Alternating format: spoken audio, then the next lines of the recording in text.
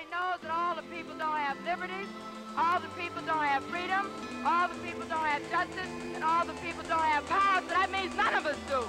Jello Biafra for the Independent Media Center and the camcorder Truth Jihad. The only thing that's going to stop this is a militant demonstration against the city of San Francisco. This is Andy Derringer reporting for the Rocky Mountain Independent Media Center. The movement is intending to fill the streets and reclaim the streets and reclaim the spaces that have been absolutely hijacked. I think there's a lot of people here for how freezing cold it is out here. I'm really excited. I did not think there was going to be this many people. I'm just totally pumped.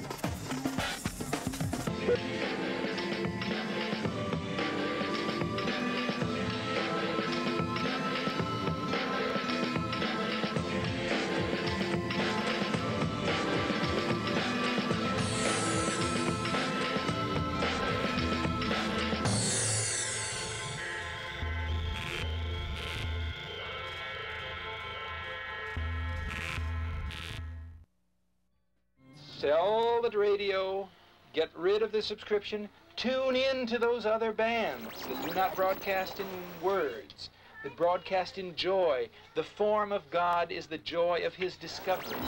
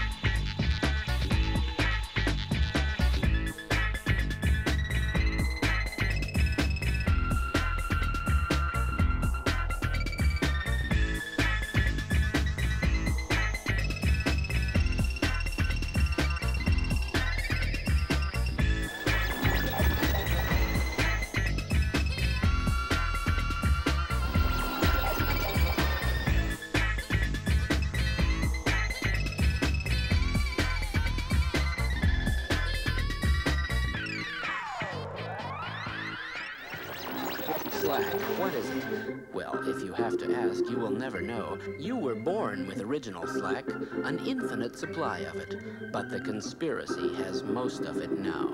They don't even know what it is, but that hasn't stopped them from stealing it away.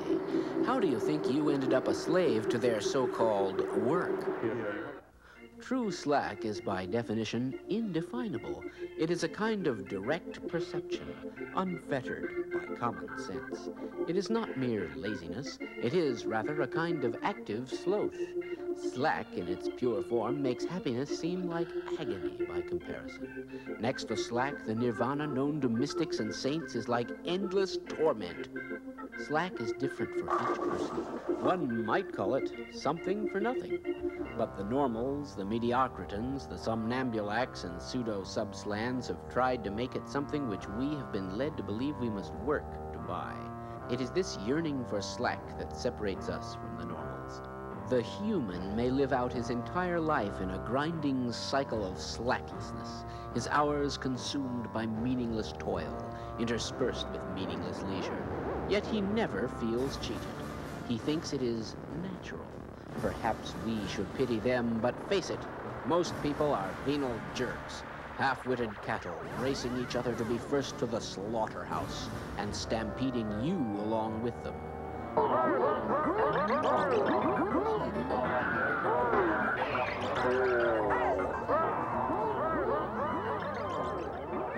Yeah, right. That is why.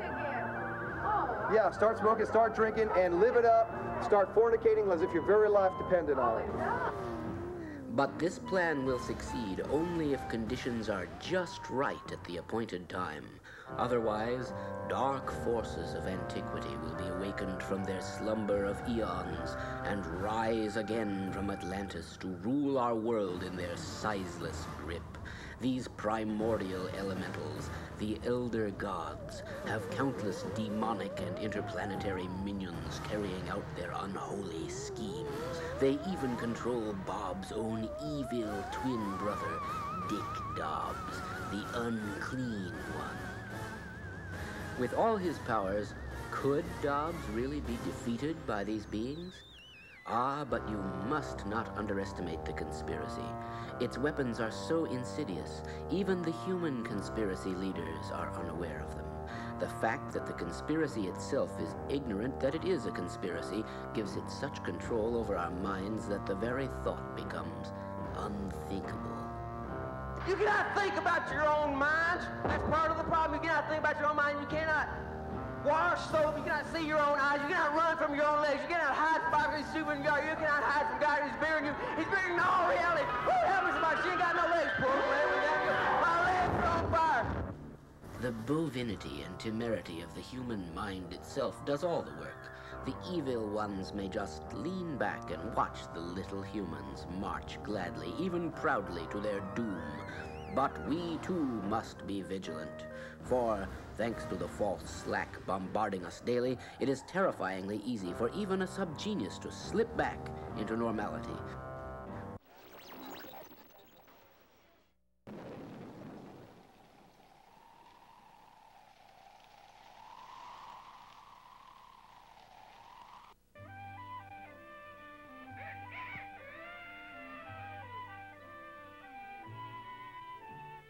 The history of all hitherto existing society is the history of class struggles. In the earlier epochs of history, we find almost everywhere a complicated arrangement of society into various orders. In ancient Rome, we have patricians, knights, plebeians, slaves.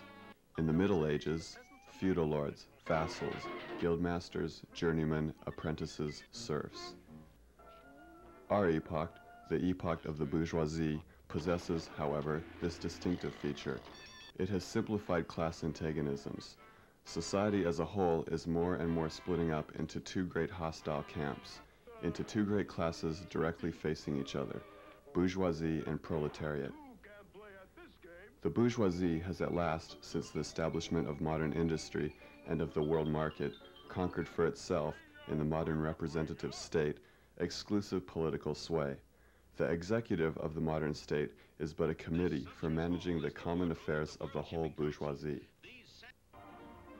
The bourgeoisie has stripped of its halo every occupation hitherto honored and looked up to with reverent awe.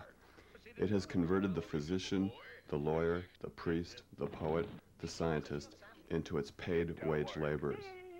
It has left no other bond between people than naked self-interest, than callous cash payment. It has resolved personal worth into exchange value, and in place of the numberless, indefeasible chartered freedoms, has set up that single, unconscionable freedom, free trade. In one word for exploitation, veiled by religious and political illusions, it has substituted naked, shameless, direct, brutal exploitation.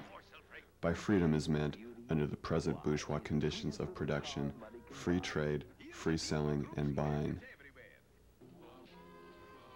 The need of a constantly expanding market for its products chases the bourgeoisie over the whole surface of the globe.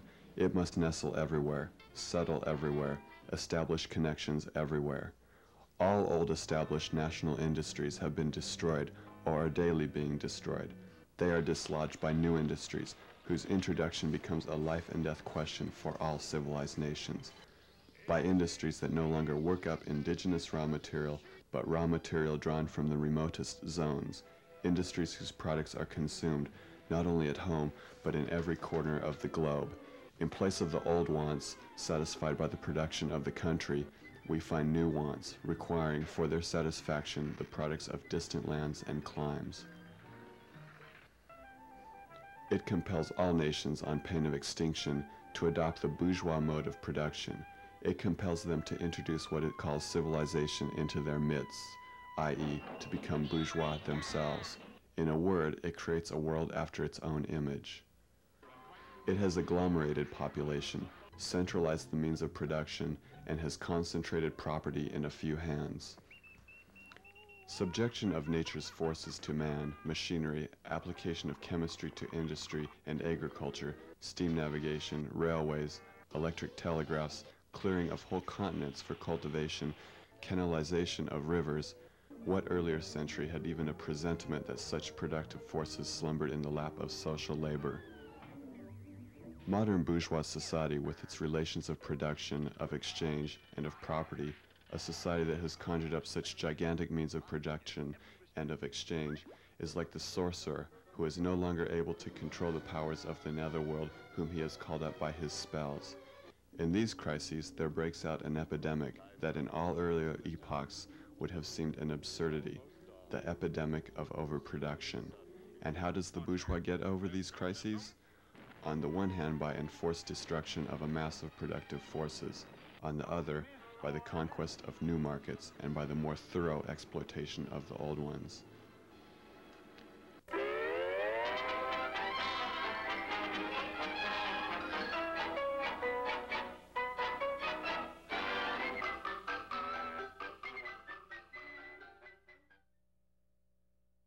You write in Manufacturing Consent that it's the primary function of the mass media in the United States to mobilize public support for the special interests that dominate the government and the private sector. What are those interests? Well, if you want to understand the way any society works, ours or any other, the first place to look is who is in a position to make the decisions that determine the way the society functions. Societies differ, but in ours, the major decisions over what happens in the society, decisions over investment and production and distribution and so on, are in the hands of a relatively concentrated network of major corporations and conglomerates and investment firms and so on. They are also the ones who staff the major executive positions in the government, and they're the ones who own the media, and they're the ones who have to be in a position to make the decisions. They have an overwhelmingly dominant role in the way life happens, what's done in the society. Within the economic system, by law and in principle, they dominate. The control over resources and the need to satisfy their interests imposes very sharp constraints on the political system and the ideological system. World News. Against a soundbite that says that there's a beachhead. I think 628 is a good one. Yeah, but I think 6 is a good start. This is the operative soundbite for us. He's ours. He really knows how to time this. We've got a minute for all the time, so that's... I love this soundbite.